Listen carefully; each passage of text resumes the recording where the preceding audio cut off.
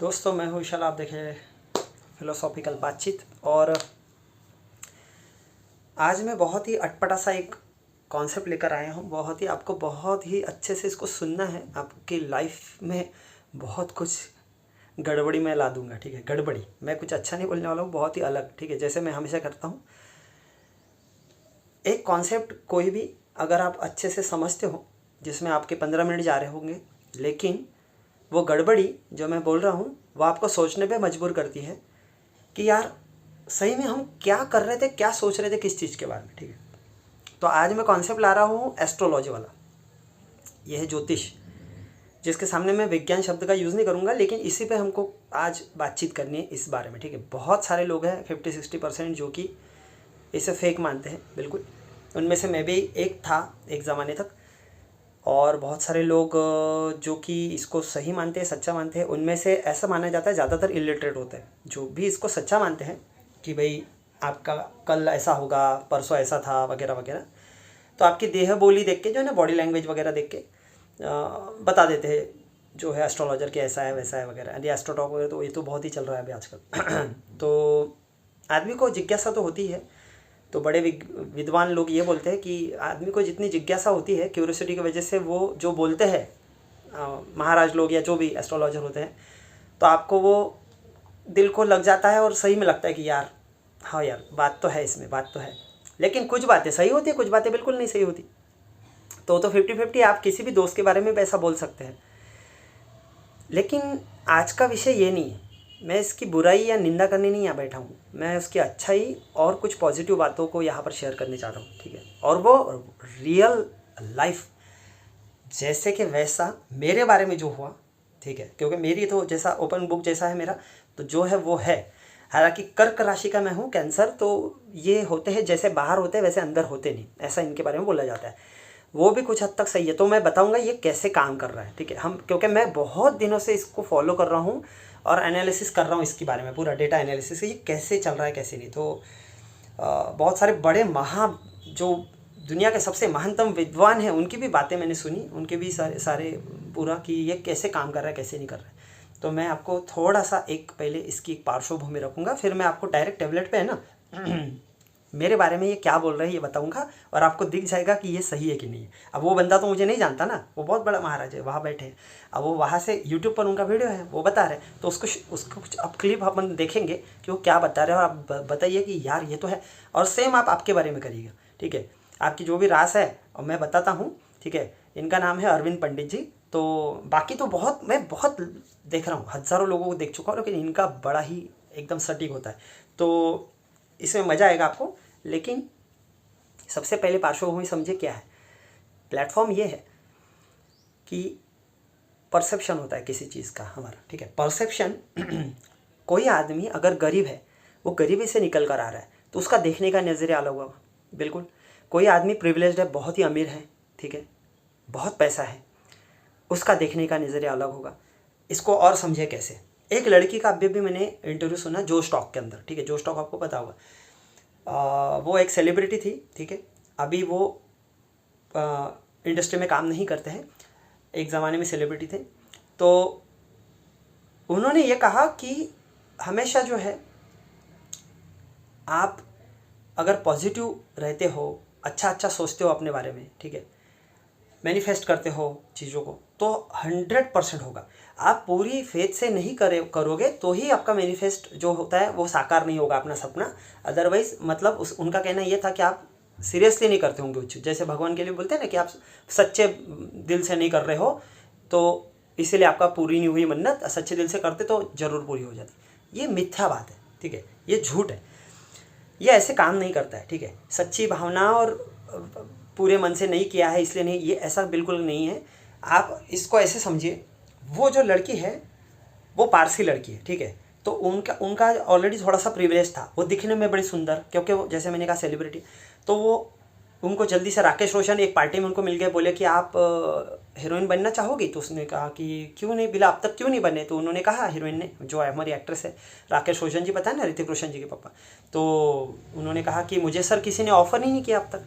तो बोले कि अरे वाह अच्छी बात है, मैं करता हूँ ऑफ़र। तो उनको पहले ही पिक्चर कहो ना प्यारे में जो है अमीषा पटेल जी का दोस्त का जो रोल है आप देखते हैं, ठीक है, सोनिया नाम है उनका, वही उनकी बात कर रहा हूँ। तो उनको रोल मिल गया, वो पूरी बात बताई उन्होंने, मैंने वो देखा और मैं देखते तो क्रिटिसिज्म कर रहा था वो देखते समय कि ये पूरा गड़बड़ है, क्योंकि इनका नॉलेज उतना दिख नहीं रहा है, ठीक है। मैच्योरिटी लेवल है नहीं, इतनी बड़ी है, मेरे से भी शायद उम्र में बड़े होंगे, लेकिन मैच्योरिटी है नहीं। मैच्योरिटी क्यों नहीं आती मैं बताता। गरीबी आपको मैच्योरिटी देती है अमीरी नहीं दे सकती है, ठीक है।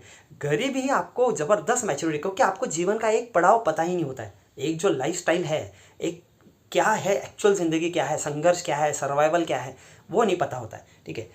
तो आपको अगर भगवान ने इतना नवाजा है खुशियों से कि आपको सुंदर फिगर दे दिया ऑटोमेटिकली, ठीक है।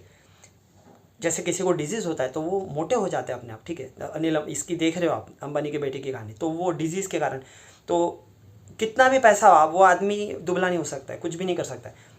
अगर आपको शरीर नवाजा है कुदरत ने, अगर आपको सुंदरता दे दी है कुदरत ने, आपको बोटॉक्स करने की ज़रूरत नहीं, आपको प्लास्टिक सर्जरी की ज़रूरत नहीं, आपके ओठ अच्छे, आपका नाक अच्छा, आपकी आँखें, आपका चेहरा, आपके बाल, सब कुछ एकदम बढ़िया, आपका रंग गोरा जिसको बहुत इज्जत मिलती है इंडिया में, तो खासकर बहुत गोरे रंग को तो बहुत ही, ठीक है।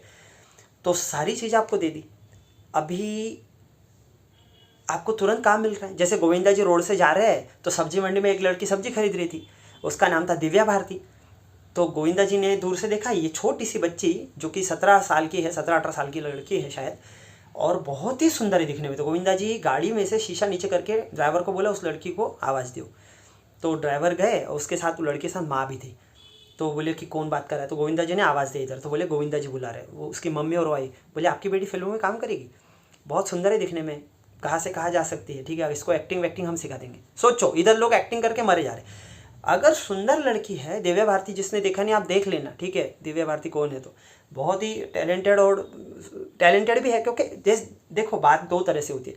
ऐसा नहीं कि एक्टिंग सिखा दी तो हो जाएगा, लेकिन कुछ जैसे होते हैं आलिया भट्ट जी जैसी है कि आप सुंदर भी हो, सब कुछ है, प्रिविलेज्ड है, लेकिन आप में टैलेंट भी है, ठीक है। टैलेंट, आपने एक्टिंग सीखा भी, आपको सिखाया भी गया और आपने किया भी। लेकिन सोचो कि कुदरत ने कुछ भी नहीं दिया है, नवाजा नहीं, और आप में बहुत टैलेंट है, तो नवाजुद्दीन जैसा हो जाएगा, ठीक है। बहुत ठोकरें खानी पड़ेगी, बहुत ठोकरें खानी पड़ेगी, क्योंकि कुदरत ने आपको कुछ भी नवाज, आपके अंदर नवाज है बस, ठीक है। तो नवाज, कुदरत ने नवाजा नहीं है किसी चीज़ से, बस नाम नवाज है, तो वो अंदर से निकला है, उनकी मेहनत से वो एक्टिंग आई हुई है, वो टैलेंट आया हुआ है, ठीक है।